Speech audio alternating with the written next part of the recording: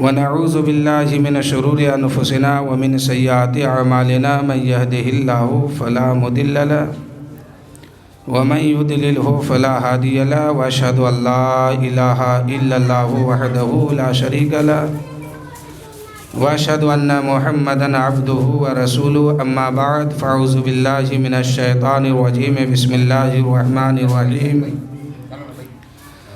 الا بذکر اللہ تطمئن القلوب صدق اللہ العلی العظیم وصدق رسولہ النبی الامین الکریم ونحن علی ذلک لمن الشاہدین والشاکرین والحمد للہ رب العالمین۔ امام عشق محبت اعلیٰ حضرت عظیم البرکت مجدد دین و ملت فاضل بریلوی ارشاد فرماتے ہیں کہ کوئی برا نہیں ہے، کوئی برا نہیں ہے، سارے دانشوروں کا قد چھوٹا ہے۔ کوئی برا نہیں ہے، سارے دانشوروں کا قد چھوٹا ہے، سب سے اعلیٰ و اولیٰ ہمارا نبی، اور سب چمک والے اجلوں میں چمکا کیے، اندھے شیشوں میں چمکا ہمارا نبی۔ اور کون دیتا ہے دینے کو منہ چاہیے، ہے دینے والا سچا ہمارا نبی۔ کچھ کہنے اور سننے سے قبل آقا انعامدار مدنی تاجدار حضور صلی اللہ علیہ وسلم کی بارگاہ میں عقیدت و محبت کا اظہار کرتے ہوئے پڑھیے رب سلم علی رسول اللہ، رب سلم علی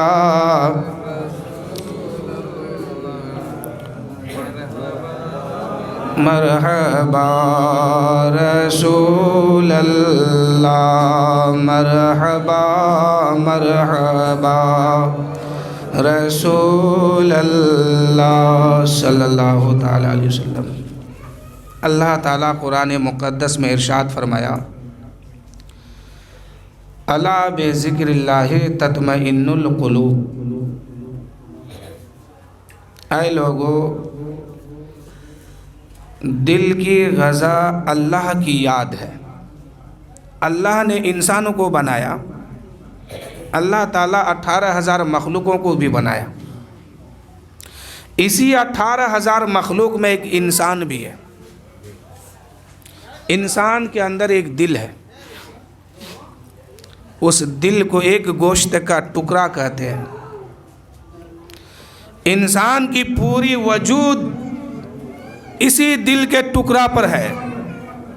اگر یہ گوشت کا ٹکڑا بگڑ جاتا ہے تو انسان راستے سے بھٹک کر جہنم کا راستہ اختیار کر لیتا ہے۔ یہی ٹکڑا اگر انسان اپنے بس میں لے لیتا ہے تو یہی ٹکڑا اس کو صراط مستقیم پر چلا کر جنت دکھا دیتی ہے۔ اللہ تعالیٰ نے 18,000 مخلوق بنایا، اس میں سب سے بہتر اور افضل انسان کو بنایا۔ انسان کو ہاتھ دیا، پیر دیا، آنکھ دی، ناک دیا، کان دیا، وجود دیا۔ اگر اللہ تعالیٰ چاہتا تو انسان کو جانور بنا سکتا تھا نا۔ اگر اللہ تعالیٰ ہم سب کو، آپ سب کو گدھا بنا دیتا تب کیا کرتے؟ دن بھر بھٹھا میں اینٹا دھوتے رہ جاتے۔ اگر کتا بنا دیتا تو شادی بیاہ میں ڈنڈا کھاتے رہ جاتے۔ بھینس بنا دیتا تو کھیت چرتے رہ جاتے۔ بیل بنا دیتا تو گاڑی دھوتے رہ جاتے۔ گائے بنا دیتا تب، ارے اللہ کچھ بھی تو بنا سکتا تھا۔ اگر اللہ چاہتا تو انسان کو کچھ بھی بنا سکتا تھا، لیکن اللہ کا بہت بڑا فضل ہے کہ انسان کو انسان بنایا، اور انسان ہی نہیں بلکہ مسلمان بنایا ہم سب کو، اور مسلمان بنا کے چھوڑ نہیں دیا۔ اسی مسلمان میں 73 فرقہ ہے، جس میں 72 قسم کے لوگ جہنم میں چلے جائیں گے، ایک قسم کے لوگ جنتی ہیں۔ میرے آقا صلی اللہ علیہ وسلم ارشاد فرماتے کہ میری امت 73 فرقوں میں بٹ جائے گی، جس میں 72 فرقہ جہنمی ہوگی، 1 فرقہ جنتی۔ تو اللہ کا فضل ہوا کہ اللہ نے مخلوق میں ہم سب کو انسان بنایا، اور انسان بنا کر کے چھوڑ نہیں دیا بلکہ مسلمان بنایا، اور اللہ کا کرم ہوا تو مسلمان بنا کے چھوڑا نہیں، اپنے محبوب کا غلام بنا کے چھوڑا ہے، اپنے محبوب کی امت بنا کے چھوڑا ہے۔ اللہ فرماتا ہے اے میرے بندو، تمہارے اندر ایک دل ہے، تمہارے وجود میں ایک دل ہے، وہ دل اگر تمہیں چاہے، اس دل کو اگر تم کنٹرول کر لیتے ہو، اس دل کو اگر تم اپنے قبضے میں لے لیتے ہو، وہ دل تمہیں صراط مستقیم پر چلا کر جنت پہنچا دیں گے۔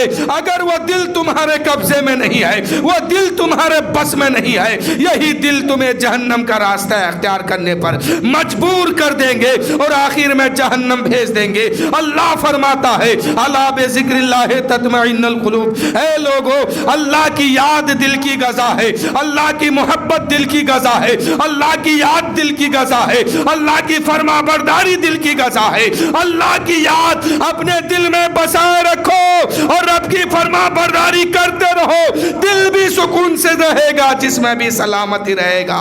اے میرے دوستو، اگر جسم کو سلامت رکھنا ہے، دل کو سلامت رکھنا ہے، اللہ کی بارگاہ میں آ کے جھکنا ہوگا، اللہ کی بارگاہ میں آ کے سجدہ کرنا ہوگا، اللہ کی بارگاہ میں آ کے کہنا ہوگا اے پروردگار سبحان ربی الاعلیٰ، اے میرے معبود سب سے اعلیٰ تو ہے، سب سے بالا تو ہے، اے میرے مالک تیرے جیسا کوئی مالک نہیں ہے، تیرے جیسا کوئی خالق نہیں ہے، تیرے جیسا کوئی معبود نہیں ہے، اے میرے معبود تو ایک اکیلا وحدہ لا شریک ہے، تو اکیلی ذات ہے، تیرے برابر کوئی نہیں ہے، تو وحدہ لا شریک ہے۔ میرے دوستو، جب تک اللہ کی بارگاہ میں سر نہیں جھکتا ہے تب تک دل نہیں جھکتا ہے، اور جب تک دل نہیں جھکتا ہے کوئی دعا قبول نہیں ہوتی ہے۔ حضور فرماتے ہیں کہ جب مسلمان دعا کرتا ہے اس کی دعا تب تک قبول نہیں ہوتی ہے جب تک وہ انسان نماز نہیں پڑھتا ہے، وہ انسان روزہ نہیں رکھتا ہے، وہ انسان دین کے فرائض کو انجام نہیں دیتا ہے۔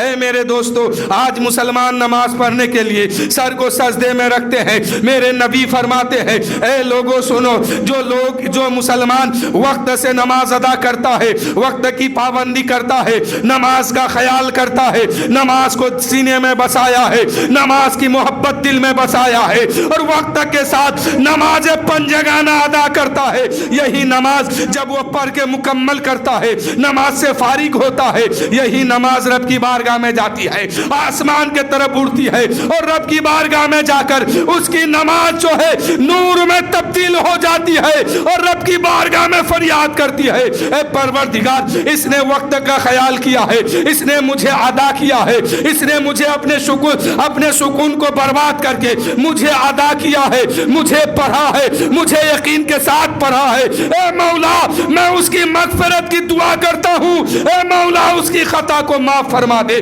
اس کی لغزش کو معاف فرما دے۔ اے میرے دوستو، اب میرے آقا فرماتے ہیں، پیغمبر اسلام فرماتے ہیں کہ ایک مسلمان سچے دل سے جب نماز پڑھتا ہے اس کی نماز آسمان کے طرف اڑتی ہے اور نور کی شکل اختیار کرتی ہے، اور وہ قیامت تک اس کی نماز اس کے لیے مغفرت کی دعا کرتے رہتی ہے۔ اور اگر انسان وقت کی پابندی نہیں کرتا ہے، وقت کا خیال نہیں کرتا ہے، نماز سے محبت نہیں رکھتا ہے، کبھی گیا کبھی پڑھ لیا، یا جمعہ گیا پڑھ لیا، یا عید بقر عید پڑھ لیا، یا کبھی کبھی پڑھتا ہے کبھی کبھی چھوڑتا ہے، ایسے لوگوں کی نماز آسمان کے طرف اڑتی ہے، ایک کالی کلوٹی کپڑا میں ملبوس ہو جاتی ہے، اور اس کی نماز تا قیامت تک اس کے لیے بد دعا کرتے رہتی ہے، اور کہتی ہے کہ مولا اس نے وقت کا خیال نہیں کیا، مجھ سے محبت نہیں کیا، مجھے محبت سے ادا نہیں کیا، اے پروردگار جیسے مجھے اس نے برباد کیا ہے ایسے اس کو بھی تو برباد کر دے،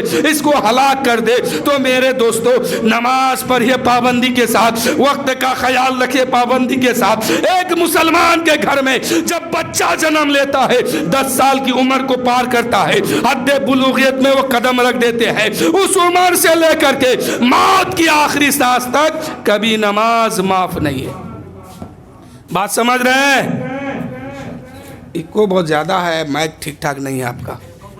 اکثر مسلمان کیا ہو گیا، ڈی جے بجائے گا 10,000 20,000 25,000 کا، لونڈیا لا کے نچائے گا، بہت اچھا لگے گا، لیکن جب میلاد کرے گا تو 300 روپے کا مائک لگائے گا۔ ہر جگہ یہی ماحول ہو گیا۔ ارے مسلمانوں، تم مسلمان ہو نچانے کے لیے تو رو، یا تم ڈی جے بجانے تو رو؟ تم کو پیدا ہی کیا ہے رب کی تعریف کرنے کے لیے۔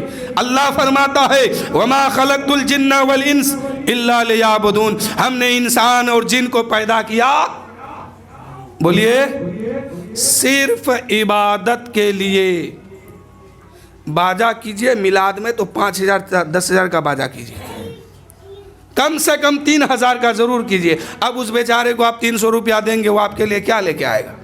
جو اس کے گھر میں پڑا رہے گا، جو بے کام کا ہے، وہی لا کے لگا دے گا، آپ کا رسم ادا ہو جائے گا۔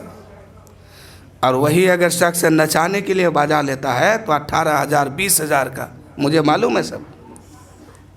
اللہ فرماتا، اللہ تعالیٰ ایسی ناپاک چیز سے مسلمانوں کو بچائے کہ ناچنے کی محفل اور گانے کی محفل، ڈی جے بجانے کی محفل سے اللہ ہر مسلمان کو بچائے رکھے۔ اللہ فرماتا الا بذکر اللہ تطمئن القلوب، اے لوگو تمہارے دل کی جو غذا ہے وہ اللہ کی یاد ہے۔ نماز پڑھتے ہیں نا؟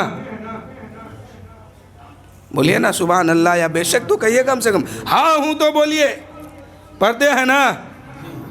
آپ لوگ کی عمر نہیں بھی تو 50-60 پار کر چکی ہوگی۔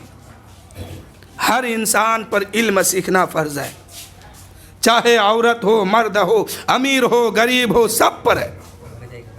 کم سے کم اتنی باتیں سیکھنا فرض ہے جتنی کہ وہ زندگی کو جنت تک لے کے پہنچ جائے، اپنے آپ کو جنت میں داخل کر لے۔ سب کو فرض ہے علم دین سیکھنا۔ نماز پڑھتے ہیں، اگر ہم نماز میں کھڑے ہو گئے، ایک رکعت میں ایک سجدہ کیے، تب کیا کیجئے گا؟ نیت تو 4 رکعت کی کرتے ہیں یا 2 رکعت کی کرتے ہیں، اس سے تو کم ہے نہیں۔ ہمارے مذہب میں اس سے کم نہیں ہے، چاہے تو 2 رکعت کیجئے، 4 رکعت کیجئے۔ اگر 2 رکعت کی نیت کیے، پہلی ہی رکعت میں ایک سجدہ کیے، کھڑے ہو گئے، ایک سجدہ چھوٹ گیا، اب کیا کریں؟ نماز توڑیں گے کہ چھوڑیں گے یا پھر ادا کریں گے؟ تو اب ادا کیسے کریں گے؟ اس لیے اللہ نے ہر مومن پر علم دین فرض کیا کہ تاکہ میرا بندہ اگر میری بارگاہ میں کھڑا ہو جائے اور اس سے اگر کوئی غلطی سجود ہو جائے، کوئی غلطی کر بیٹھے، تو اس نماز کو بچانے کے لیے اس کے پاس علم ہونا ضروری ہے۔ یا ایک رکعت میں 2 سجدہ فرض ہے، 3 کر دیے، تب کیا ہوگا اس نماز کا؟ تو یہ سب جاننے کی ضرورت ہے۔ آج کل تو جاننا بہت آسان ہو گیا ہے، بالکل آسان۔ علم دین آج کل بہت آسان ہو گیا سیکھنا، لیکن مسلمان سیکھنا نہیں چاہتا ہے۔ جو باپ دادا کر کے آیا ہم بھی کر رہے ہیں، وہ نماز پڑھ رہے تھے ہم بھی پڑھ رہے ہیں۔ ارے ان کا دیکھ کے نماز پڑھیے گا کہ کسی امام کا دیکھ کے پڑھیے گا، کسی عالم کا دیکھ کے، کسی حافظ کا دیکھ کے کہ وہ کیسے پڑھ رہا ہے؟ 4 رکعت کی نیت ہو یا 2 رکعت کی نیت ہو، اگر ایک رکعت میں ایک سجدہ کیا ہے، دوسرا سجدہ چھوٹ گیا، تو اب وہ آخری رکعت میں اتحیات پڑھنے سے پہلے جب وہ سجدہ میں جائیں گے، 2 سجدہ اس رکعت کی وہ کر لیں گے۔ جب دوسرا سجدہ مکمل ہو جائے گا، اتحیات کے لیے بیٹھیں گے، تو اتحیات پڑھنے سے پہلے وہ چھوٹا ہوا سجدہ کو مکمل کر لیں۔ اب اس کا طریقہ کیا ہے کہ ایک رکعت میں جو ایک سجدہ، مثال کے طور پر 2 رکعت کی نیت کی ہے، اور پہلی رکعت ہو یا دوسری رکعت ہو، کسی میں ایک سجدہ چھوٹ گیا، 2 رکعت کی نیت ہے، تو آخری رکعت میں یاد آیا کہ ایک سجدہ چھوٹ گیا، تو اتحیات پڑھنے سے پہلے، یعنی جب رکوع کے بعد سجدہ میں جاتے ہیں، غور سے سنیے گا، یہ مسئلہ ہے، سجدہ میں جاتے ہیں تو سجدہ میں 2 سجدہ ایک رکعت کے لیے ہوتی ہے، اس کو پورا کر لیجئے۔ اب ایک رکعت سجدہ جو پہلے سے چھوڑے ہوئے ہے، اس کو اتحیات پڑھنے سے پہلے ایک سجدہ اور کیجئے، تاکہ پہلی رکعت کی جو سجدہ چھوٹا ہے وہ بھی مکمل ہو جائے۔ اس کے بعد اتحیات پڑھیے، اتحیات پڑھنے کے بعد پھر سجدہ 100 کیجئے۔ بات سمجھ گئے؟ پھر اتحیات پڑھ کے پھر 2 سجدہ کیجئے، سجدہ 100 کا سجدہ ادا کیجئے۔ انشاءاللہ علماء فرماتے ہیں کہ یہاں سے نماز ان کی مکمل ہوگی۔ جو پہلی رکعت یا دوسری رکعت میں سجدہ چھوٹا تھا اس کے وجہ سے اس کی نماز خراب نہیں ہوگی۔ سمجھ گئے مسئلہ؟ کتنا آسان ہے۔ اب اگر 4 رکعت کی نیت کیا، پہلی رکعت میں چھوٹ گیا، اب چوتھی رکعت میں یاد آیا، پورا محنت کرے گا مسلمان، اس کے بعد کہے گا میری نماز نہیں ہوئی۔ محنت کرنے کے بعد کرے کہ نہیں، تو محنت کو بچانا کیسے ہے وہ سیکھنا ضروری ہے۔ ایک رکعت میں 3 سجدہ کر لیا، اب کیا کرے؟ تو آخری رکعت میں، کس میں؟ آخری رکعت میں اتحیات پڑھ کے سجدہ 100 کیجئے۔ اس کا مسئلہ بڑا آسان ہے، لیکن اس کا جو بتایا تو اتحیات پڑھنے سے پہلے ہی کرنا ہے ادا، اس کے بعد پھر اتحیات پڑھ کے 100 کا سجدہ کیجئے۔ دونوں مسئلہ آسان ہے، سمجھنے کا پھر ہے خالی۔ کہ جنت میں مکان اپنا بناتے ہیں نمازی، کہیے سبحان اللہ۔ کہ جنت میں مکان اپنا بناتے ہیں نمازی، جنت میں مکان بنائیے گا؟ بولیے نا، ابھی اتنی بڑی نعمت ہے پھر بھی خاموش ہے۔ ہر نمازی کو اس میں تڑپنا چاہیے، انشاءاللہ نمازی تو جنت میں جائیں گے۔ بے نمازی سوچے اس کا کیا ٹھکانہ ہوگا، کیوں کہ ابھی میں سناؤں گا ایک بات اور۔ کہ جنت میں مکان اپنا بناتے ہیں نمازی، مسجد میں بڑے شوق سے جاتے ہیں نمازی۔ آتے ہیں نا مسجد میں آپ لوگ؟ نہیں آتے ہیں تو آنا شروع کیجئے۔ قسم خدا کی نماز کے بغیر کوئی کچھ کامیابی نہیں ہے۔ خالی مسلمان بن جانا کامیابی نہیں ہے میرے دوستو، مسلمان کے اوپر جو فرض ہے اس فرض کو وہ ادا کر کے ساتھ ساتھ آگے بڑھے گا تو انشاءاللہ جنت اس کے لیے ہے۔ کہ جنت میں مکان اپنا بناتے ہیں نمازی، جنت میں مکان اپنا بناتے ہیں نمازی، مسجد میں بڑے شوق سے آتے ہیں نمازی۔ جب تک نہیں بولے گا ہم بھی شعر پڑھیں گے، ٹائم پاس کریں گے، نذرانہ لیں گے، گھر جائیں گے۔ نہ تو بولیے کہ جنت میں مکان اپنا بناتے ہیں نمازی، مسجد میں بڑے شوق سے جاتے ہیں نمازی، معبود بھی خوش ہوگا محبوب بھی راضی، سجدے کے لیے سر کو جھکاتے ہیں نمازی، معبود بھی خوش ہوگا معبود بھی خوش ہوگا معبود بھی خوش ہوگا محبوب بھی راضی، سجدے کے لیے سر کو جھکاتے ہیں نمازی۔ اے میرے دوستو، خدا کو راضی کرنا ہے، خدا کو منانا ہے، خدا کا قرب حاصل کرنا ہے تو مسجد کا نمازی بنیے۔ اگر مسجد میں وقت نہیں ملا کہ ہم نہیں آ پاتے، گھر میں پڑھیے۔ گھر میں نہیں ہے، کھیت کھریان جہاں ٹائم ہو جائے وہیں اپنے سر کو سجدے میں جھکا دیجئے۔ اس لیے میرے دوستو کہ ہمارا سر بھی ایک ہے، خدا بھی ایک ہے، ہم سر جھکاتے ہیں صرف خدا کے سامنے۔ جب مسلمان سر جھکاتا ہے اپنے رب کے سامنے، اس وقت اللہ فرماتا ہے اے میرے فرشتوں بتاؤ اس کے نام اعمال میں کتنی گناہ ہے، کتنی گناہ ہے اور کیا برائی ہے۔ انسان جب قیام کے لیے کھڑے ہوتے ہیں، اللہ اکبر کہتے ہوئے تکبیر تحریمہ میں جاتے ہیں، اللہ فرماتا ہے اے فرشتوں ان کے گناہ کو اتار کے اس کے سر سے اتار کے نیچے رکھ دو۔ وہ انسان جب سجدہ کے لیے جاتا ہے، سجدہ کر کے نماز مکمل کرتا ہے، اب وہی فرشتہ کہتے ہیں اے پروردگار اس کی تو نماز مکمل ہو گئی، سجدہ مکمل ہو گیا، رکوع مکمل ہو گئے، نماز پوری ہو گئی، اے مولا جو اس کی جو گناہ اتار کے میں نے ایک سائڈ رکھ دیا، کیا اب میں اس کے سر پہ رکھ دوں؟ اللہ فرماتا ہے اے فرشتوں یہ بندہ میرے بارگاہ میں جھکا تھا، اس کا سر میرے سامنے جھکا تھا، یہ بندہ مجھ پہ بھروسہ کر کے جھکا تھا، اے فرشتوں اب میری रहमत को ये गवारा नहीं है कि जो बंदा मेरी बारगाह से सर उठा ले उसकी गुनाह बाकी रह जाए।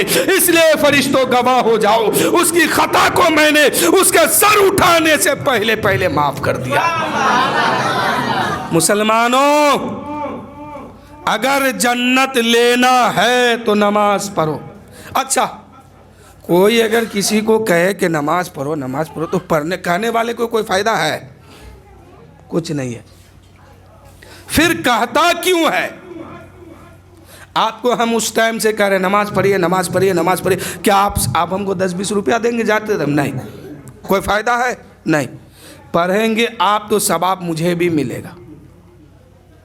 एक मुसलमान नहीं चाहता है कि मेरा कोई भाई या मेरी कोई बहन या मेरी माँ या मेरे खानदान, मेरे अड़ोस पड़ोस या मेरे बिरादरी या मुसलमान कोई जहन्नम का रास्ता इख्तियार कर ले। इसलिए बार बार कहा जाता है कि जहन्नम को छोड़ के जन्नत का रास्ता इख्तियार कीजिए और जन्नत में जाने की तैयारी कीजिए। वरना मेरे दोस्तों, पढ़ेंगे तो आपको फायदा होगा, ना पढ़ेंगे नुकसान आपको होगा। कहने वाले सुनने वाले को कोई नुकसान नहीं है, पढ़ने से आपको जन्नत मिलेगी। कल बरोज़े क़यामत कायम होगा, हश्र का मैदान होगा, तमाम लोग वहां जमा हो जाएंगे। रब फरमाएगा, ऐ मेरे बंदो मेरी बारगाह में झुक जाओ, मेरे सामने सजदा करो। उस वक्त तमाम नमाजी जो है रब की बारगाह में झुक जाएंगे, रब की बारगाह में सजदे में चले जाएंगे। लेकिन जो लोग बेनमाजी है, जो लोग दुनिया में नमाज नहीं पढ़े हैं, उन लोगों के जहन में एक बात आएगी। वो लोग सोचेंगे, अरे जिंदगी में तो ना पढ़ सका,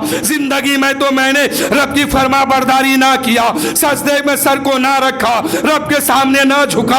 आज मेरा रब कहता है चलो रब की बात को मान लेते हैं, अपने सर को सजदे में रख देते हैं। मेरे दोस्तों, एक बेनमाजी जब रब का यह हुक्म सुनेगा कि मेरे सामने झुक जाओ, जितने नमाजी है वो सब के सब तो झुक जाएंगे। बेनमाजी सोचेगा मैं भी झुक जाता हूँ, मैं भी सजदा कर लेता हूँ। जो ही झुकने के लिए वो जाएगा, उसका पीठ इतना सख्त होगा, उसकी हड्डी इतनी सख्त होगी कि वह इंसान झुक नहीं पाएगा। जब कोई इंसान बरोज़े महशर रब के सामने नहीं झुक पाएगा, अल्लाह फरमाएगा, ऐ फरिश्तों इसके हाथ को पकड़ो, कारून के सफ में इसको खड़ा कर दो, अबू जहल के सफ में खड़ा कर दो, अबू लहब के सफ में खड़ा कर दो। एक किसको खड़ा किया जाएगा?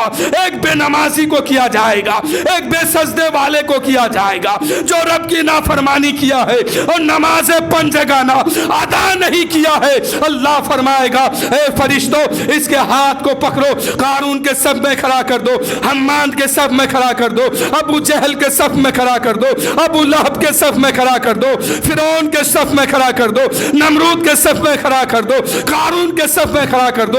ए मुसलमानों, जरा सोचो अपने दिल में हाथ रखकर, जब बरोज़े महशर कायम होगा, नफ्सी नफ्सी के आलम में होंगे, जमीन तांबे की हो जाएगी, सूरज सबाइने से पर होंगे। उस वक्त एक बंदे को हुक्म मिलेगा, जा कारून के सफ में जा, जा अबू जहल के सफ में जा, जा फिरौन के सफ में जा, जा अबू लहब के सफ में जा, जा कारून के सफ में जा। बताओ उस वक्त क्या हाल होगा? उस वक्त कौन सी नेकी तुम्हें बचाने आएगी? कौन सा दोस्त बचाने आएगा? कौन सा खानदान तुम्हें बचाने आएगा? वहां बचाने वाला कोई नहीं होगा। आपका अमाल ठीक होगा फिर बचाए जाएंगे, ईमान ठीक होगा फिर बचाए जाएंगे। अगर अल्लाह ने फरमा दिया जा फिरौन के सब में खड़ा हो जा, तो फिरौन जहां जाएगा वही मुसलमान को भी जाना होगा। जो मुसलमान अबू जहल के सब में खड़ा होगा, फिरौन के सब में खड़ा होगा, ये बड़े बड़े कुफार जहां इनकी ठिकाना होगी वहीं इन लोगों का भी ठिकाना होगा। तो मेरे दोस्तों, अगर जन्नत लेना है, रब को मनाना है, रब की फरमा बरदारी करना है, अपना सर को सजदे में रखिए, अपने सर को सजदे में रख के कहिए, मौला सुबहान रब्बियल आला, सुबहान रब्बियल आला। ए परवरदिगार, तू पाक जात है, तेरे बराबर कोई नहीं है। हम तेरी बारगाह में सर को सजदे में रख दिया हूँ मौला। आज से जितनी नमाजें कज़ा हुई है उसे तू माफ फरमा दे, और जो आज की जिंदगी बची है मौला, आज तेरी बारगाह में तौबा करता हूँ, हमारी खता को माफ फरमा, हमारी तौबा को कबूल फरमा, और यहाँ से आगे पढ़ने की तौफीक दे दे। یہاں سے آگے پڑھنے کی توفیق دے دے. اس لیے تو شاعر کہتے ہیں کہ جنت میں مکان اپنا بناتے ہیں نمازی, سجدے میں بڑے مسجد میں بڑے شوق سے جاتے ہیں نمازی. معبود بھی خوش ہوگا محبوب بھی راضی, سجدے کے لیے سر کو جھکاتے ہیں نمازی. اے میرے دوستو, وقت کم ہے, بس مختصر سنیے. نماز کے بغیر کوئی ایک قدم بھی جنت کی طرف نہیں بڑھ پائے گا. نہ کسی کی دعا قبول ہوگی, مر جائے گا دعا کرتے کرتے, لیکن نماز اگر نہیں پڑھتا ہے تو اس کی دعا کبھی قبول نہیں ہوگی. یہ میں اپنی زبان نہیں بولتا ہوں, حضور کی حدیث ہے, سرے اٹھا کے دیکھیے, بات موجود ہے. میرے آقا فرماتے ہیں کہ جو مسلمان نماز نہیں پڑھے گا اس کی دعا کبھی قبول نہیں ہوگی, رد ہو جائے گی. یہ میرے آقا کا فرمان بول رہا ہے, میرے آقا کی حدیث بول رہے ہیں کہ نماز ہی سب کچھ ہے. نماز پڑھتے ہیں تو آپ کے روزے کو بھی گنتی کیا جائے گا, آپ کے نوافل کو بھی گنتی کیا جائے گا, آپ کے صدقے کو بھی مانا جائے گا, آپ کے زکوٰۃ کو بھی گنتی کیا جائے گا, اس کا اجر دیا جائے گا, اس کا ثواب ملے گا. اگر نماز نہیں پڑھتے ہیں روزے کا ثواب آپ کو نہیں دیا جائے گا, زکوٰۃ کا ثواب نہیں دیا جائے گا. یعنی عبادت جو بھی آپ کریں گے نماز چھوڑ کے وہ قابل قبول نہیں ہے.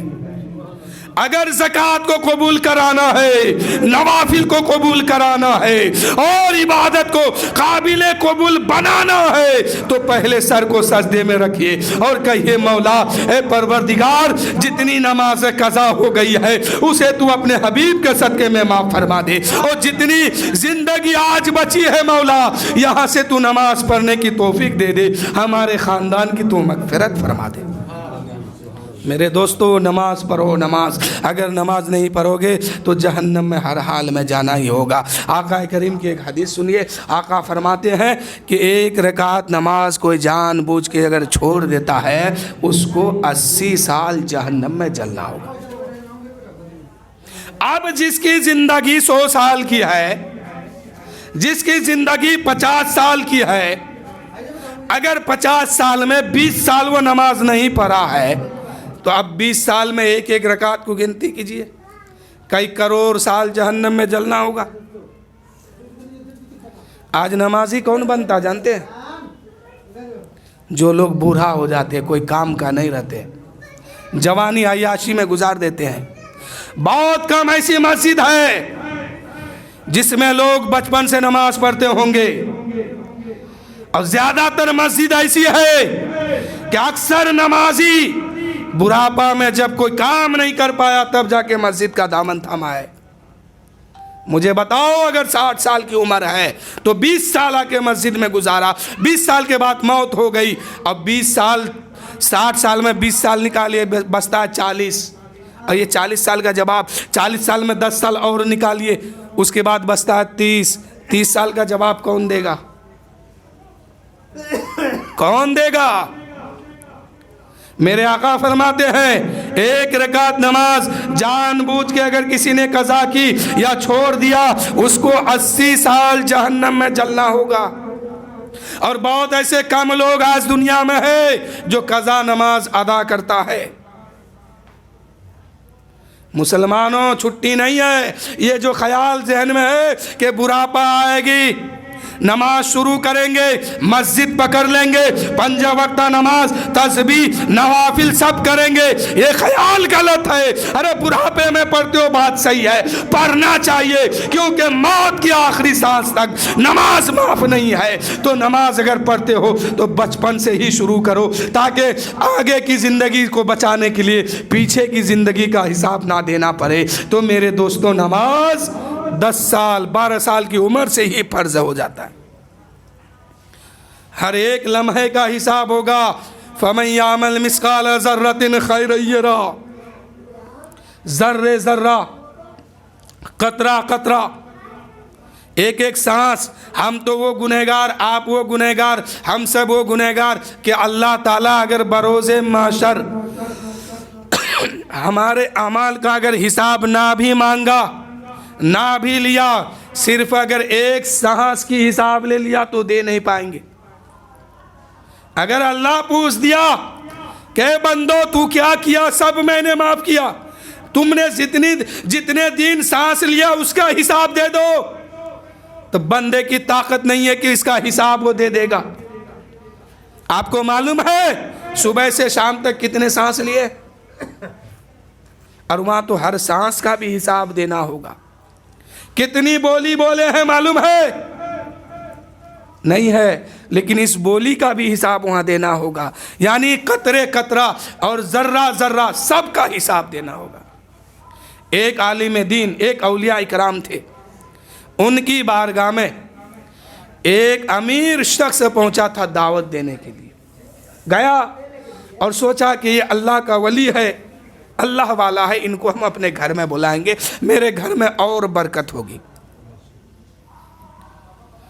جا کے اس اولیاء کرام اللہ کے ولی کے دروازے کو کھٹکھٹایا۔ ایک جھوپڑی میں وہ رہتے تھے، ایک جھوپڑی میں وہ رہتے تھے۔ دروازہ کھٹکھٹایا گیا، اندر سے آواز آئی، کون؟ کہا کہ میں اس شہر کا سب سے بڑا رئیس ہوں، سب سے بڑا امیر آدمی ہوں۔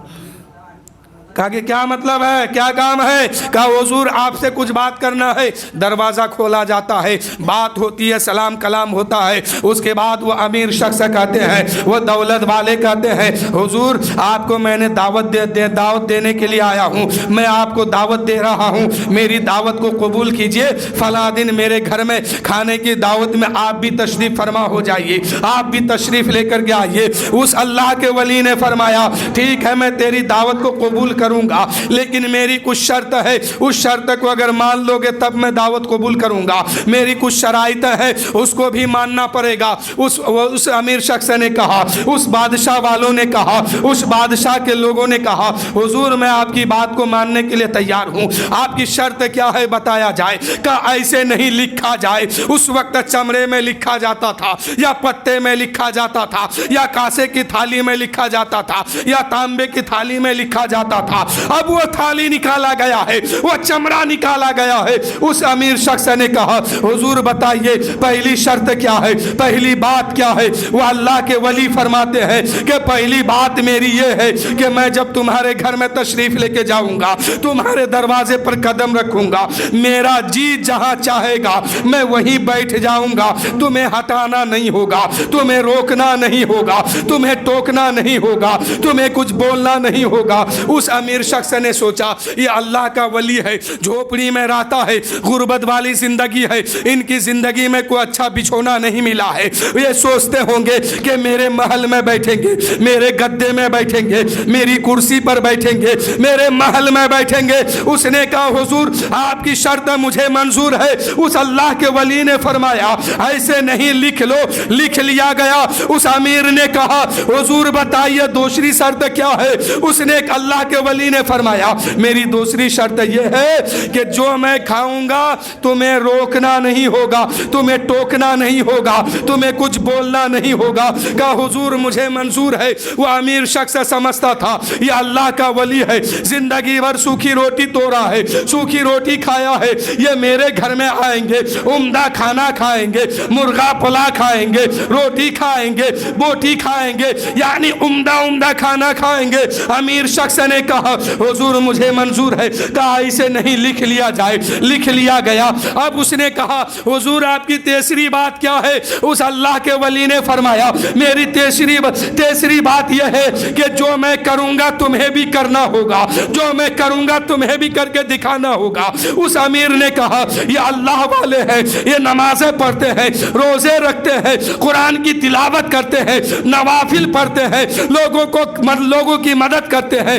یہ مجھے بھی کہیں گے نماز پڑھنے کہیں گے میں پڑھ لوں گا، روزہ رکھنے کہیں گے میں رکھ لوں گا، زکوٰۃ دینے کہیں گے میں دے دوں گا، صدقہ کرنے کہیں گے میں دے دوں گا۔ اس اللہ کے ولی کے سامنے وہ امیر شخص نے کہا حضور مجھے منظور ہے، میں آپ کی بات کو مان لیتا ہوں۔ اللہ کے ولی نے فرمایا اس کو لکھ لو۔ تمام باتیں لکھ لی گئی ہے۔ جب وہ دن آتا ہے وہ شخص اپنے گھر آیا، امیر شخص اپنے گھر آتا ہے، اپنے محلے والوں سے سے کہتا ہے, اپنے نوکر سے کہتا ہے, اپنے چاکر سے کہتا ہے, اے لوگوں گلی کو سجا دو, محلے کو سجا دو, آج اللہ کا ولی آنے والے ہیں, عالم دین آنے والے ہیں, حافظ قرآن آنے والے ہیں, وقت کے امام آنے والے ہیں, آج میرے محل کو سجا دو, میرے بستر کو سجا دو, میری کرسی کو سجا دو, میرے محل کو سجا دو, میرے گلیوں کو سجا دو, آج اللہ کے ولی آنے والے ہیں. جب وہ دن آیا ہے, وہ گھڑی آئی ہے, وہ اللہ کا ولی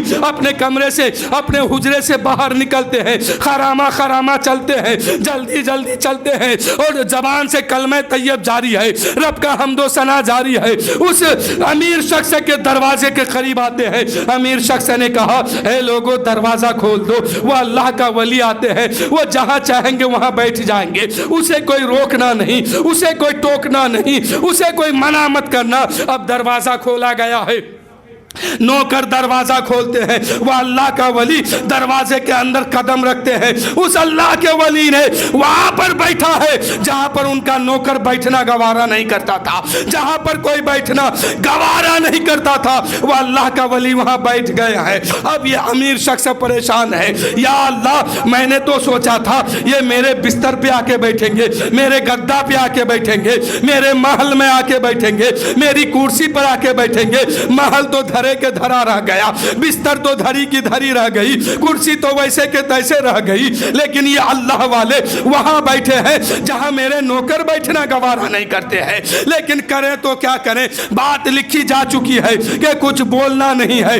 ٹوکنا نہیں ہے, منع نہیں کرنا ہے. اب وہ امیر شخص نے کہا, اے میرے ماننے والوں سنو, اے میرے نوکروں سنو, اے میرے گاؤں کے لوگوں سنو, یہ اللہ کا ولی تو وہاں بیٹھے ہیں جہاں کوئی بیٹھنا گوارا نہیں کرتا ہے, لیکن میں کچھ کر نہیں سکتا ہوں. لیکن کھانے کا جب وقت آئے گا, کھانے کا وقت جب قریب آئے گا, دسترخوان جب لگ جائے گی, لیکن وہ اللہ کا ولی جہاں بیٹھیں گے, جو کھائیں گے, جو مانگیں گے اسے دے دینا, اسے روکنا مت. اگر وہ مرغا مانگے دے دینا, پلاؤ مانگے دے دینا, روٹی مانگے دے دینا, گوشت مانگے دے دینا, جو وہ مانگیں گے اسے پیش کر دینا, اسے روکنا نہیں, اسے ٹوکنا نہیں, جہاں چاہیں گے وہاں بیٹھ جائیں گے, لیکن اسے منع مت کرنا. لیکن جب کھانے کا وقت آیا ہے, دسترخوان لگا ہے, گاؤں کے لوگ بیٹھے ہیں, اڑوس پڑوس کے لوگ بیٹھے ہیں, نوکر چاکر بیٹھے ہیں, سب پانی لے کے انتظار کر رہا ہے, کوئی کھانا لے کے انتظار کرتا ہے, کوئی گوشت لے کے انتظار کرتا ہے کہ وہ اللہ کا ولی کہاں بیٹھیں گے اور کب کیا مانگیں گے, سب ہاتھ میں لے کے انتظار کر رہا ہے. لیکن جب کھانے کا وقت آیا ہے, دسترخوان لگی ہے, وہ اللہ کا ولی اپنے جھولے سے سوکھی روٹی کا ٹکڑا نکالتے ہیں اور چبانا شروع کر دیتے ہیں. اس کا گوشت ویسے کی ویسے رہ گیا, پلاؤ دھرا کا دھرا رہ گیا, روٹی دھری کی دھری رہ گئی, اس کا عمدہ کھانا ویسے رہ گیا. لوگ حیرت زدہ ہے کہ کرے تو کیا کرے.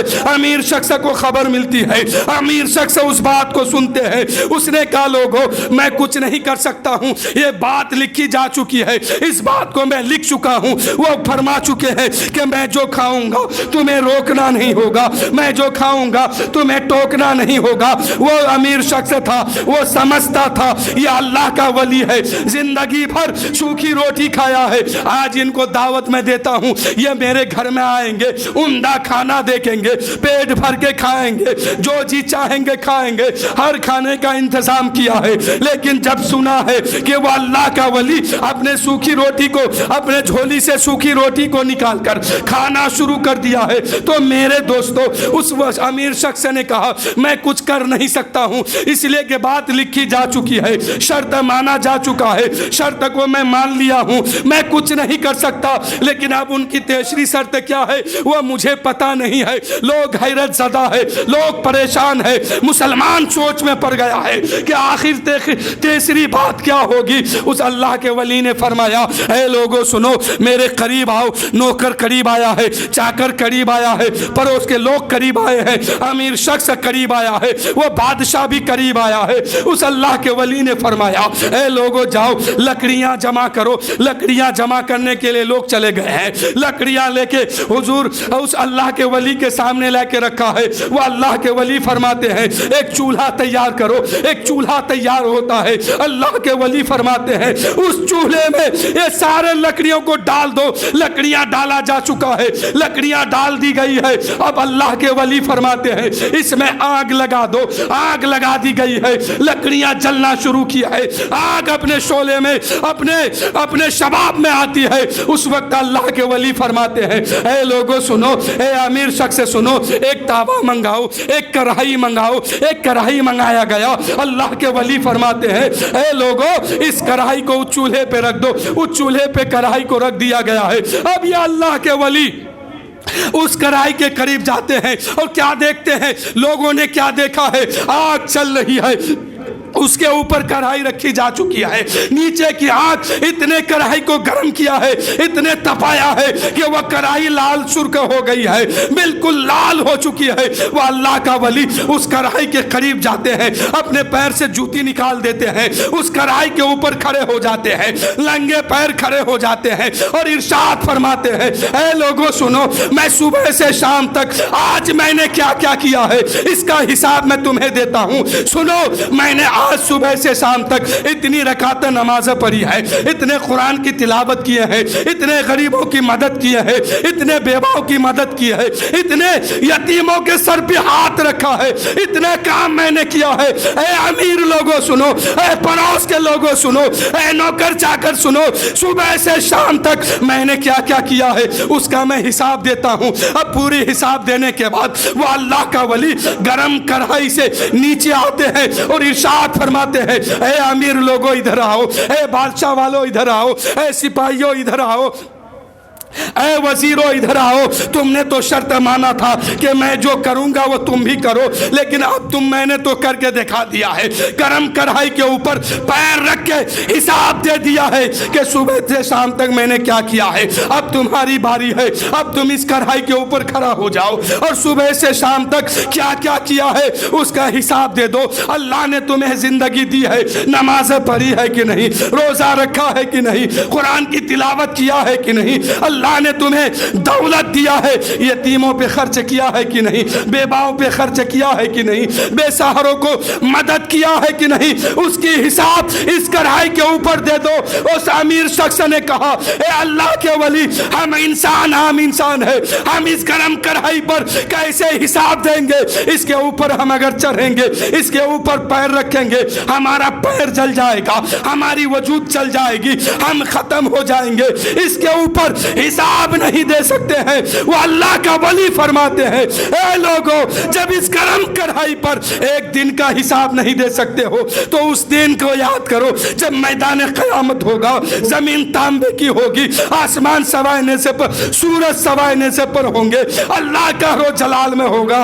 اس وقت پوری زندگی کی حساب تم کیسے دو گے؟ پوری زندگی کے بارے میں کیسے بتاؤ گے؟ فَمَن يَعْمَلْ مِثْقَالَ ذَرَّةٍ خَيْرًا يَرَهُ وَمَن يَعْمَلْ مِثْقَالَ ذَرَّةٍ شَرًّا يَرَهُ. اے لوگوں, جب ایک دن کی حساب اس معمولی کڑھائی پر, ایک دنیاوی کڑھائی پر چڑھ کے تم نہیں دے سکتے ہو, تو میدان محشر میں رب کے سامنے پوری زندگی کا حساب کیسے دو گے؟ پوری زندگی کی کہانی کیسے بیان کرو گے؟ فَمَن يَعْمَلْ مِثْقَالَ ذَرَّةٍ خَيْرًا يَرَهُ وَمَن يَعْمَلْ مِثْقَالَ ذَرَّةٍ شَرًّا يَرَهُ. اے لوگوں, تمہیں قطرہ قطرہ کا حساب دینا ہوگا, اور تنکا تنکا کا حساب دینا ہوگا, ذرے ذرے کا حساب دینا ہوگا, کتنا مال کمایا اس کا حساب دینا ہوگا, کتنا کھایا اس کا حساب دینا ہوگا, کس کو پریشان کیا اس کا حساب دینا ہوگا, ماں باپ کی خدمت کیا کہ نہیں کیا اس کا حساب دینا ہوگا, بچوں کی پرورش صحیح ڈھنگ سے کیا کہ نہیں کیا اس کا حساب دینا ہوگا,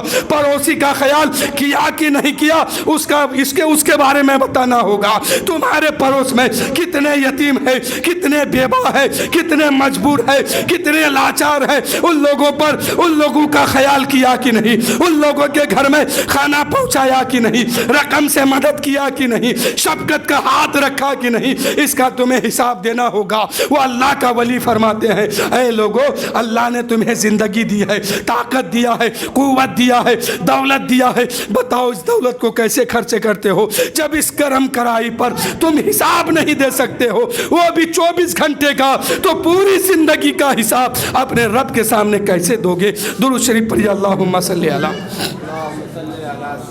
سیدنا شفیعنا حبیبنا مولانا محمد معدن الجود والکرم بارک وسلم صلو علیہ الصلاۃ والسلام علیک یا رسول اللہ صلی اللہ تعالیٰ علیہ وسلم۔ میرے دوستو، کل میدان محشر قائم ہوگا، ایسا نہیں کہ کوئی چھپ جائے گا۔ اسرافیل علیہ السلام جب سور پھونکیں گے، پہلا سور پھونکیں گے تو کیا ہوگا؟ سب ختم ہو جائیں گے، جو جہاں ہوگا وہیں مر جائیں گے۔ پہاڑ روئی کی طرح اڑنے لگے گا، مکان دکان سب اڑنے لگے گا، زمین اڑنے لگے گی، دنیا کی وجود ختم ہو جائے گا۔ پھر اللہ تعالیٰ کے حکم سے اللہ تعالیٰ اپنے قدرت کاملہ سے حضرت اسرافیل کو پھر پیدا فرمائیں گے، زندہ فرمائیں گے۔ اللہ تعالیٰ پھر زندہ فرمائے گا۔ کیا فرمائے گا؟ پہلے سور میں کون کون ختم ہوں گے؟ سوائے اللہ کے پوری کائنات ختم ہو جائے گی۔ ایک اللہ کی ذات کے علاوہ سب ختم ہو جائیں گے، یہاں تک کہ جو سور پھونک رہے ہیں وہ بھی ختم ہو جائیں گے۔ پھر اللہ تعالیٰ اپنے قدرت سے حضرت اسرافیل علیہ السلام کو زندہ فرمائے گا۔ اس کے بعد پھر سور دیا جائے گا حضرت اسرافیل کے ہاتھ میں۔ اللہ فرمائے گا اے اسرافیل پھر سے پھونکو۔ جب پھر سے پھونکا جائے گا نا، ہر انسان اپنے اپنے قبر سے باہر نکل آئے گا۔ کیا نکل آئے گا؟ جو دنیا میں قبر نہیں ملی جس پر قیامت ظاہر ہوا ہے، وہ لوگ تو مرے تو قبر مٹی تو ہوئی نہیں، ایسے ہی مر کے رہ گئے۔ اس کے بعد وجود ختم ہو گئی۔ پھر جب حکم ملے گا تو وہ بھی اٹھے گا، قبر والے بھی اٹھیں گے، سب کے سب دوبارہ زندہ ہو جائیں گے۔ اس وقت کا معاملہ معلوم ہے؟ انسان کے جسم میں کپڑا نہیں ہوگا۔ کیا ہوگا؟ برہانہ۔ ہر انسان قبر سے باہر نکلیں گے، عورت مرد بوڑھا بچہ سب، لیکن جسم میں کپڑا کسی کا نہیں ہوگا۔ یہ خبر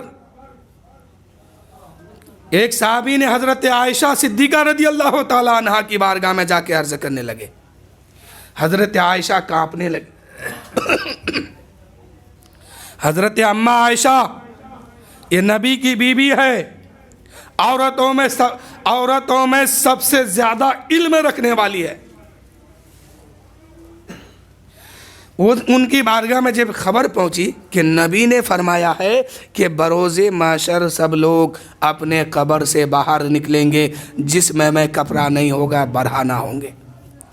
یہ خبر جب اماں عائشہ کی بارگاہ میں پہنچا، صحابی لے کے پہنچے، تو حضرت عائشہ صدیقہ رضی اللہ تعالیٰ عنہ کانپنے لگی، لرزہ طاری ہو گیا جسم میں۔ حضور کی بارگاہ میں آ کے عرض کرتی ہے، یا رسول اللہ میں نے ایسے ایسے سنا ہے۔ آقا نے فرمایا ہاں عائشہ سچ بات ہے۔ کہا حضور جب برہنہ سب ہوں گے تو پردے کا کیا ہوگا؟ اللہ کے نبی صلی اللہ علیہ وسلم ارشاد فرماتے ہیں، اے عائشہ جب لوگ قبر سے باہر نکلیں گے اس وقت کسی کو کوئی فکر ہوگی تب نہ پردے کا خیال ہوگا۔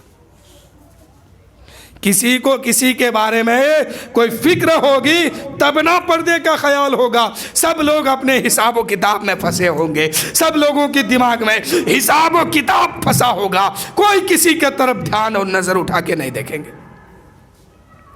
سب لوگ اپنے ہی نفسی کے عالم میں ہوں گے۔ اس وقت زمین تانبے کی ہو جائے گی، لال سرخ ہو جائے گی اور گرم ہو جائے گی، اور سورج سر کے اوپر ہوگا۔ ابھی سورج کا پیٹھ زمین کے طرف ہے، اس وقت سورج کا چہرہ زمین کے طرف ہوگا۔ جس کی پیٹھ میں اتنی چمک ہے اس کا چہرہ کتنا چمکتا ہوگا۔ جب وہ پیٹھ زمین کے طرف کرے، پیٹھ زمین کے طرف ہے تو اتنی گرمی ہے، جب اس کا چہرہ چمکے گا زمین کے طرف تو کتنی گرمی ہوگی، کتنی شدت کی پریشانی ہوگی۔ اس وقت زمین تانبے کی، سورج سبائے نیزے پر، سر کے اوپر سورج ہوگا، انسان نفسی نفسی کے عالم میں ہوں گے، کوئی کسی کے طرف نہیں دیکھے گا، انسان اپنے ہی پریشانی میں مبتلا ہوگا۔ سامنے پل صراط ہوگا، سامنے میزان ہوگا، سامنے حساب دینے کی بات ہوگی۔ لوگ کس کو کب دیکھیں گے؟ سب اپنے ہی فکر میں مبتلا ہوں گے کہ ہم جب پل صراط میں جائیں گے ہمارا کیا حال ہوگا، ہم جب میزان پہ پہنچیں گے ہمارا کیا حال ہوگا، ہم جب رب کے سامنے جائیں گے کون سا منہ لے کے جائیں گے۔ اس وقت انسان اپنے ہی پریشانی میں مبتلا ہوں گے۔ تو میرے دوستو، اس وقت انسان کا جسم پگھلنے لگے گا۔ کیا ہوگا؟ پگھلنے لگے گا۔ ابھی جہنم میں نہیں بھیجا گیا ہے، جنت میں بھی نہیں ڈالا گیا ہے۔ کہاں پر ہے انسان؟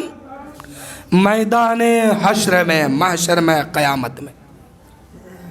انسان میدان حشر میں ہے۔ سورج کی گرمی الگ، زمین کی گرمی الگ، انسان کا جسم پگھلنے لگے گا، گلنے لگے گا۔ اب آقا کریم فرماتے ہیں کہ انسان اپنے ہی پسینے میں ڈوب جائے گا۔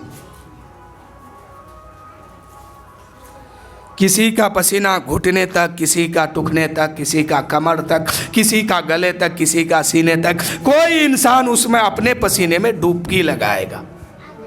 میرے بھائیو، ایک بات یاد کرو، ایک زندہ انسان کو لیجئے اور ایک تنکا جلا کے اس کے ہاتھ میں دے دیجئے یا پیر کے نیچے رکھ دیجئے، اس کو کہیے کہ کھڑا ہو اس پر، یا ہاتھ میں لے کر کے اپنا مٹھی باندھ لے، تو کر سکتا ہے؟ نہیں کر سکتا۔ طاقتور پہلوان اگر ہوگا پھر بھی نہیں کر پائے گا۔ ذرا اس دن یاد کیجئے کہ جہنم کا سب سے ہلکا عذاب کیا ہے؟ آگ کی جوتی انسان کو پہنایا جائے گا۔ یہ کم، سب سے کم عذاب ہے۔ جس کو عذاب نہ دینے کی بات ہوگی، یعنی صرف جہنم میں بھیجا گیا ہے، عذاب بالکل مختصر ہے اس کے ساتھ، تو اس کے ساتھ کیا حکم ہوگا کہ اس کو آگ کی جوتی پہناؤ۔ فرشتے آگ کی جوتی پہنائیں گے، دماغ کھولنے لگے گا۔ انسان مرے گا نہیں، زندہ رہے گا۔ موت صرف ایک بار آتی ہے، پھر کبھی موت نہیں آئے گی۔ انسان کو زندہ رہنا ہے ہمیشہ ہمیشہ کے لیے، چاہے وہ جہنم میں جائے یا جنت میں جائے۔ تو میرے دوستو، اس وقت کیسے انسان برداشت کر پائے گا؟ تو اگر وہاں بچنا ہے تو یہی تیاری کرنا ہوگا۔ پھر بات آ گئی نماز کی۔ نماز کے علاوہ اگر قبر میں جاتے ہیں تو قبر میں بھی پٹائی ہے، حشر میں جاتے ہیں تو حشر میں بھی رسوائی ہے، آخر میں جہنم میں ڈالا جائے گا۔ اور نماز مکمل ہے تو جیسے انسان زندہ یہاں ہے ایسے ہی قبر میں ہوں گے، ایسے ہی حشر میں، اور اللہ نے چاہا انشاءاللہ تو جنت میں بھی۔ جنت تو مسلمان کے لیے نہ بنا ہے، ارے جنت ہم سب کے لیے نہ بنا ہے، تو پھر مسلمان جہنم میں کیسے جائے گا؟ اپنے کرتوت کے بنا پر۔ کرتوت سمجھتے ہیں نا؟ آپ کے یہاں اس کو کیا بولتے ہیں؟ کردار، کرنی دھرنی کی وجہ سے، یعنی انسان جیسا کر کے جائے گا اس کو میدان محشر میں ویسا ہی ملے گا۔ خیر، بات بہت جاتی آگے۔ ایک مرتبہ نبی کریم صلی اللہ علیہ وسلم اپنا چادر مبارک گھر میں رکھ کر کے کہیں باہر گئے تھے۔ اتنے میں اماں عائشہ صدیقہ رضی اللہ تعالی عنہا اپنا دوپٹہ اتار کے پانی میں دھل کے سوکھنے دے دیے۔ کیا کیے؟ اپنی چادر اتار کے پانی میں دھل کر سوکھنے کے لیے دی ہے، اور نبی پاک صلی اللہ علیہ وسلم کی چادر کو اپنے سر پہ رکھ لیے۔ کیا کیے؟ رکھ لیے۔ اب اماں عائشہ کیا دیکھتی ہے کہ جھما جھم بارش ہو رہی ہے۔ मूसलाधार बारिश हो रही है। इतने में मेरे आका सल्लल्लाहु अलैहि वसल्लम कहीं से तशरीफ़ लाते हैं, घर के अंदर जाते हैं, क्या देखते हैं कि आयशा सिद्दीक़ा मेरी चादर को उड़े हुए हैं, अपनी चादर नहीं उड़े हैं। हज़रत आयशा कहने लगी, हुजूर इतनी तेज़ बारिश होती है, यह मूसलाधार बारिश होती है, लेकिन आपके चादर के ऊपर एक बूंद भी नहीं गिरा, एक कतरा भी आपके चादर पे नहीं गिर रहा है। आखिर वजह क्या है? हज़रत मेरे नबी फरमाते हैं, ऐ आयशा बारिश कहाँ हो रही है? देखिए मेरे नबी की चादर क्या है। कल मैदान माशर में मेरे नबी सल्लल्लाहु अलैहि वसल्लम अपने कमली में ऐसे ही नहीं छुपा लेंगे, पहले चादर समझिए क्या है। अम्मा आयशा कहती है, या रसूल अल्लाह, या हबीब अल्लाह, पानी तो इतना हुआ, बारिश तो मूसलाधार हो रही है, लेकिन मेरे आका आपके चादर पर एक कतरा भी नहीं गिरा, पानी का एक कतरा भी नहीं गिरा। मेरे नबी फरमाते हैं, ऐ आयशा तुमने मेरी चादर को क्यों उड़ी? तुम्हारी चादर कहाँ है? तुम्हारी चादर कहाँ है? हजरत आयशा कहने लगी, या रसूल अल्लाह, या हबीब अल्लाह, ऐ मेरे आका मैंने अपनी चादर को धुल कर सूखने दिया है और आपकी चादर को उड़ लिया है। मेरे नबी फरमाते हैं, ऐ आयशा तुम्हारी चादर सूख गई है, हमारी चादर वापस करो, जल्दी वापस करो, बारिश नहीं होती है, तुम मेरी चादर को वापस करो, तुम्हारी चादर सूख गई होगी, तुम अपनी चादर उड़ लो। हजरत आयशा सिद्दीक़ा मेरे नबी की चादर को वापस करते हैं और अपनी चादर अपने दुपट्टा को से सर पे रख लेती है। अब हजरत आयशा सिद्दीक़ा मेरे नबी के कदमों में गिर जाती है, अर्ज़ करती है, या रसूल अल्लाह, या हबीब अल्लाह, ऐ मेरे आका आपके कदमों में मेरे माँ बाप कुर्बान, मेरे आका बता दीजिए जब मूसलाधार बारिश हो रही थी तो आपके चादर पर क्यों नहीं गिरा, पानी का कोई कतरा नहीं गिरा। मेरे नबी फरमाते हैं, ऐ आयशा बारिश नहीं होती थी, तुमने मेरे चादर को अपने सर पे रखा है, अल्लाह की रहमत उसमें बरसती थी, वही तुमको नजर आता था, वही तुम देखते थे, जो अल्लाह की रहमत मेरे चादर के सदके में तुम पर बरस रही थी। नबी की चादर अगर कोई सर पे रख ले तो उसको बारिश दिखाई देती है, यानी रब की रहमत नजर आती है। मेरे नबी फरमाते हैं, ऐ आयशा बारिश नहीं हो रही है, पानी नहीं हुआ है, तुमने जो मेरी चादर को अपने सर पे रखा है, रब की रहमत इस चादर पर जब बरसती है वही तुमको नजर आ रही थी। तो मेरे दोस्तों ये नबी की चादर है। शायर कहते हैं कि नूर ही नूर, नूर का चेहरा। सुनिएगा, एक घंटा से ज़्यादा हो गया, ख़त्म कर दिया जाए। चलिए चलिए इंशाअल्लाह। कि नूर ही नूर, नूर का चेहरा, यानी मेरे हुजूर का चेहरा। बस इस शेर को सुनिए, इंशाअल्लाह मैं गुफ्तगू ख़त्म करूँगा, मोहब्बत से सुनिए।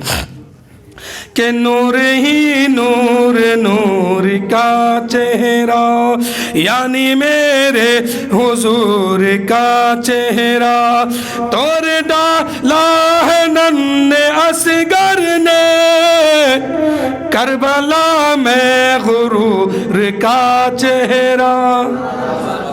यजीदियों को बड़ा गुरूर था करबला में कि हम जीत जाएंगे, लेकिन पूरी दुनिया देख रही है कि एक अली असगर के सामने तमाम यजीदी हार गया।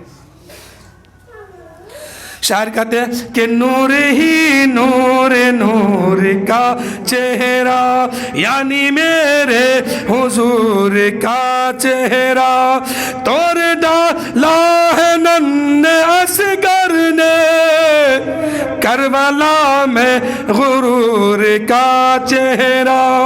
कामयाबी सर बुलंदी का, सर पे अख्तर रजा का सेहरा, कामयाबी بھی اور سر بلندی کا، سر پہ اختر رضا کا سہرا، چاند جیسے زمین پہ اترا ہو، ایسا میرے اختر رضا کا چہرہ۔ تو میرے دوستو سب مل کے پڑھیے لا الہ الا اللہ محمد الرسول اللہ صلی اللہ تعالیٰ علیہ وسلم۔ میرے دوستو روزانہ اس کلمہ کو پڑھا کیجیے، یہی کلمہ پڑھ کے لوگ جنت کا حقدار ہوتے ہیں، مسلمان بنتے ہیں، ایمان لاتے ہیں۔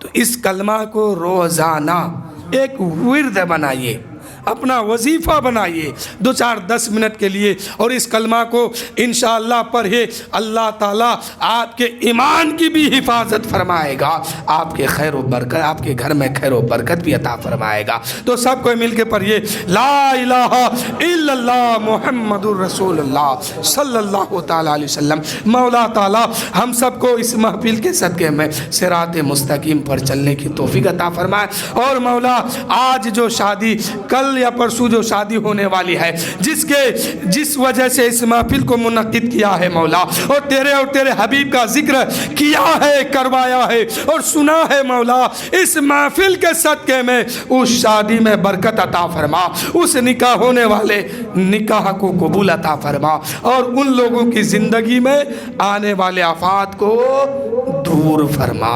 وآخر الدعوانا ان الحمدللہ رب العالمین، استغفر اللہ ربی من کل ذنب واتوب الیہ۔ سب مل کے پڑھیے لا الہ الا اللہ محمد رسول اللہ صلی اللہ علیہ وسلم۔ آئیے صلاۃ و سلام۔